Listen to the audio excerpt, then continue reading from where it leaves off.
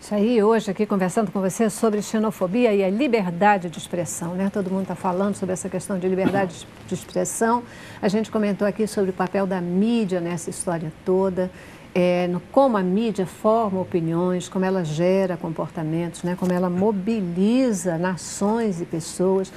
Vocês sabem, hoje o governo de Israel tem uma preocupação muito grande com a mídia, porque muitas vezes a mídia ela está falando para o mundo de uma forma imparcial, de uma forma a não mostrar o verdadeiro posicionamento de Israel, né? Israel transformando Israel num vilão, em vez de alguém que também está sendo lá atingido e massacrado pelos movimentos do islamismo. Então, isso nos faz mais uma vez refletir sobre o papel, a importância da mídia, né?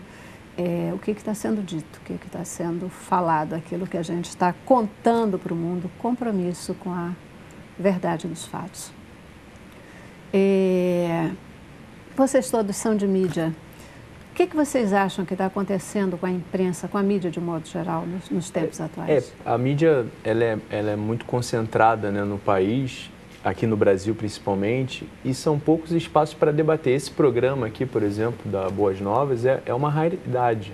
É um programa que debate, um programa plural, um programa de 1 hora de debate, né? Não são 5 minutos, 10 minutos.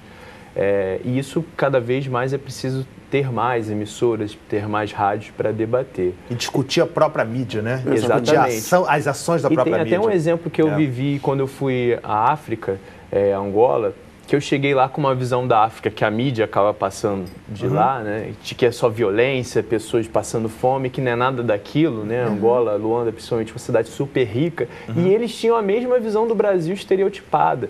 Eles achavam que se eu chegasse no Rio de Janeiro era só tiro, sequestro, bomba, ataque, porque eles viam isso na televisão, era o que passavam do... Eu falei, não, o Brasil não é isso, o Rio de Janeiro não é isso. Vamos com calma. E a gente precisa ter a visão divergente, as próprias pessoas falando, né, os seus pontos de vista, a sua cultura, a sua religião, isso é muito importante. Mas aí entra um problema que é exatamente as reações em cima disso, né? É como as pessoas olham e veem isso.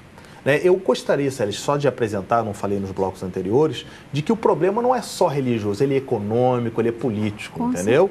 Né? Você tem uma cultura muçulmana dentro de uma cultura europeia, tradicional, entrando nos últimos tempos, e como isso desencadeia uma série de coisas, né?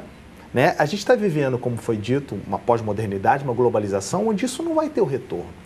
Né? Não vamos retornar, né, ao período em que havia uma separação. Agora, como é que a política, como é que as leis, como é que a mídia lidar com esse tipo de configuração, com esse tipo de mistura? Eu acho que é isso que está acontecendo. Como é que a gente vai respeitar o direito do outro? Como é que o outro vai olhar essa sociedade que está profundamente misturada? E a mídia tem aí um papel fundamental nessa questão, né? Agora, volto a dizer, em que medida algumas mídias vão ter o direito de se posicionar, né? Em que medida elas vão fazer aquilo que elas querem apresentar? O mundo ideal é que todos nós falemos o que pensamos, não é verdade? Agora, nem todos acham isso. E aí a gente tem um baita de um problema. A gente tem um problema muito difícil de solucionar. Agora, e aí eu vou entrar com outra coisa. Como é que o Estado, a polícia, vai se posicionar diante dessa situação? Como é que a lei vai querer, né, vai mediar essa situação? E a mídia internet ela acaba cumprindo um pouco esse papel. Nas últimas eleições agora, que foram bem acirradas, houve um discurso de ódio contra os nordestinos, né? Muitas vezes, muitas pessoas dizendo até que eles tinham todos que morrer, dividir o país, criar um muro, uma coisa absurda. E aí extrapola o direito da liberdade de expressão. Você pode dizer, os nordestinos erraram, votaram errado, essa é a sua opinião, você pode emitir. Agora, dizer que eles têm que morrer, que o país tem que separar, isso tudo é crime. E boa parte dessas pessoas que fizeram o discurso de ódio na internet foram denunciadas e estão sendo responsabilizadas por tais atos. É importante ter a liberdade de expressão, mas você tem que saber o limite, e a lei está aí para justamente estabelecer esse limite. Eu lembro que, Celeste, final dos anos 60, no início dos anos 70, vocês sabem, surgiu o Pasquim. Sim. O Pasquim chegou a vender, numa semana, 270 mil, 300 mil exemplares. Extraordinário. Extraordinário. Mas o que eu quero chegar, eu quero falar exatamente isso, né? O Pasquim, eu entrei para o Pasquim no finalzinho já da ditadura militar, colaborando com alguns cartoons e chats, numa época muito perigosa, estavam explodindo bancas.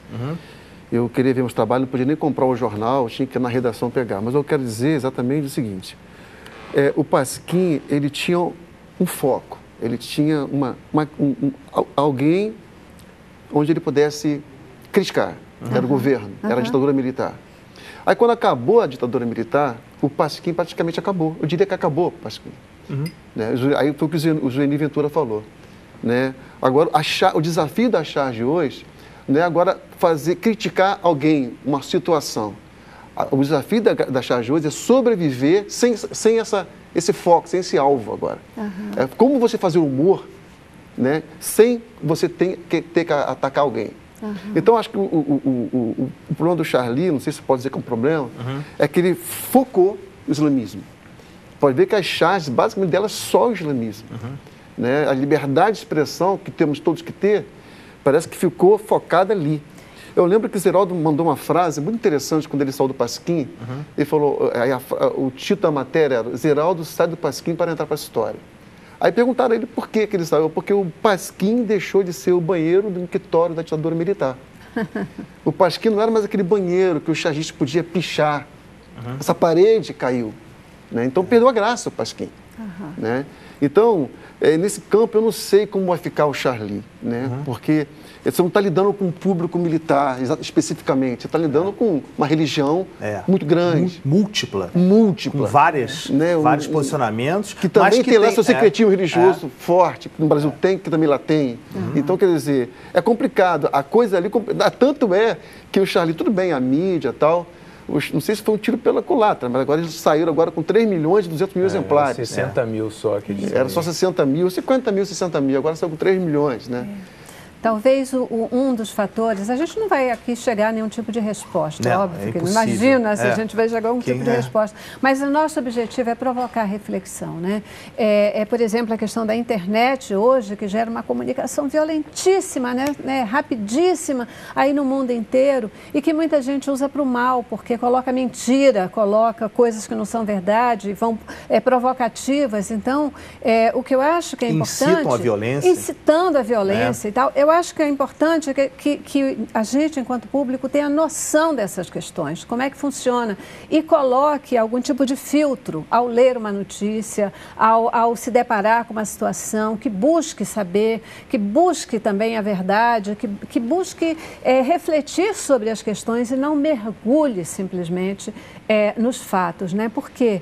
Porque esse jornal, esse Charlie, ele vai continuar fazendo o trabalho dele. E eu acho que ele tem que continuar criticando o islamismo, sabe? Porque é da essência dele, do objeto dele. Mas talvez ele tenha que tomar cuidado com uma coisinha dali, né? Que foi o grande detonador dessa desgraça que aconteceu lá, mas que pode ser um detonador de algo muito maior no mundo todo.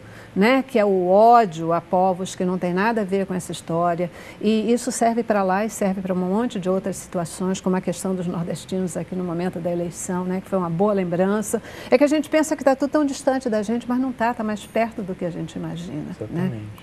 Mais perto do que a gente imagina. Não, e o Charlie, ele é um jornal de extrema esquerda que ele atira para todos os lados. A gente viu aqui charge no próprio programa contra o islamismo, contra o cristianismo, charges contra a religião católica também. E o principal foco do Charlie era a direita, a extrema-direita da França.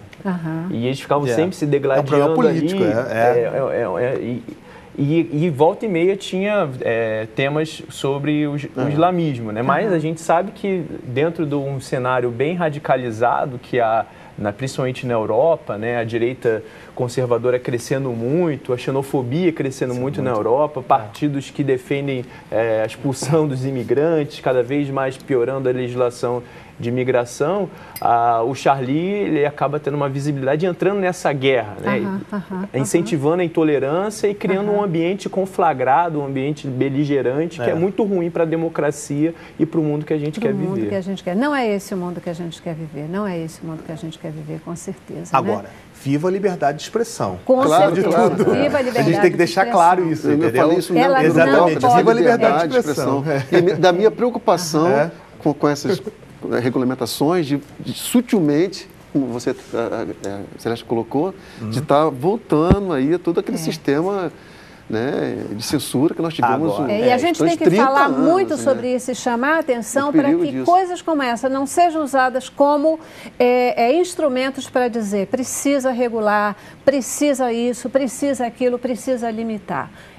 A gente precisa ter ética, né? A gente precisa ter ética, mas viva a liberdade de expressão. Gente, eu tenho que fazer intervalo. Vou para o intervalo, nosso último intervalo, e voltamos já já para as nossas considerações finais, tá bom? Vamos lá.